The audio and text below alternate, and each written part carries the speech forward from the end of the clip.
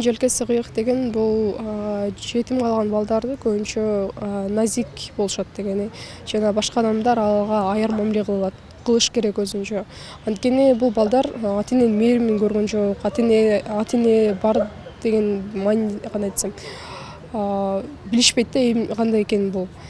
Жана ошондой эле аларды жөнөкөй эле нерсе, мисалы үчүн таарынтып коюшу мүмкүн. Жетимдин желкеси кыйык деген бул жетим ата энеси жок болгондо өзүнө канча күлүп жүрсө дагы ичинен ошончо кайгуу жана өзү ичи кандай айтсам экен, толук болбойт канча күлүп жүрсө дагы. Мисалы азыркы эле учурду айта турган болсок, жаш балдар же башка майрамдар боло турган болсо, ата энеси менен жүрүп күлүп кала турган болсо, ошондо да ичинде толук эмес болот. Мисалы апанын орду баары бир башка, апанын тарбиясы, апанын мээрими башка болот.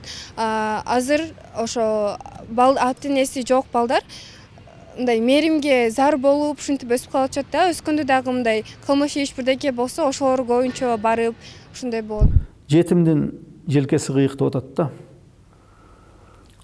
Жетим деген ким? Бул деген атасынан, энесинен ажырап калган адам. Экөөнөн тең ажырап калса, аны кыргыздар тоголок жетим, томолой жетим деп коюшат.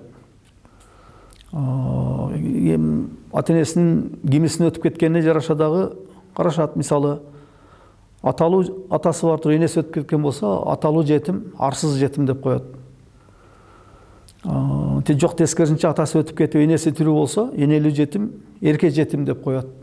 Бу жерде баягы эненин мээрими жөнүндө сөз болуп атат да. Ал мындай атасы жок экенин билгизбестен, ошондой аялдар көбүнчө күйөөсү өтүп кеткенден кийин турмушка чыкпастан, ушу балдарым үчүн деп, ошолордун келечеги үчүн өзүнүн өмүрүн курмандыкка чалат да. Анан эркектер бир жыл кээде ага да жетпестен үйлөнүп алган учурлар болуп калат да. Мынакей. Жетимдин желкеси кыйык. Адам баласынын тагдырына түшкөн эң оор мушкул нерсенин бири бул жакынынан айрылуу эмеспи? Бир боор, бир тууган болсо да ата эне ордун баса албайт. Ата сырткы тон болсо, эне ички тон болуп, баланы ар кандай жамандыктан коргоп жүрөт. Ата энеден артык эч ким балага мээрим бере албайт деп айтылат. Ошондуктан бул мээримден кур калуунун кайгысы жогору. Көп учурда көңүл жарты болгондо эне же атанын орду билинет. Бул нерсени өйдө төмөн болгон окуялар айгинелейт. Ошондуктан жетимдин желкеси кыйык деп айтуу аркылуу кандай мамиле көрсөтүлсө да жетим баланын бир өксүгү бар деген ойду билдирүүдө. Анан эми турмуштун өзү мыйзамы ошондой ташбоор. Анан ошондой тууганы болсо дагы ата энеси өтүп кеткен балага карата болгон бир аз катаал мамиле болот. Анын тууган экенин деле көңүлгө албастан бир бечара катары карап, өзүнө көз каранды адам катары карап, наркы беркиге жумшап, анан көңүлүнө карабастан бир катуу сөздү айтып коюп, кагып силкип коюп дегендей ушундай мамилеге тушугат. Анан ушундай нерсени күн сайын көрүп, байкап отурган адамда албетте анан кийин бүтүндөй дүйнөгө карата болгон бир жек көрүү сезими, таарынуу сезими деген болот. Анан ал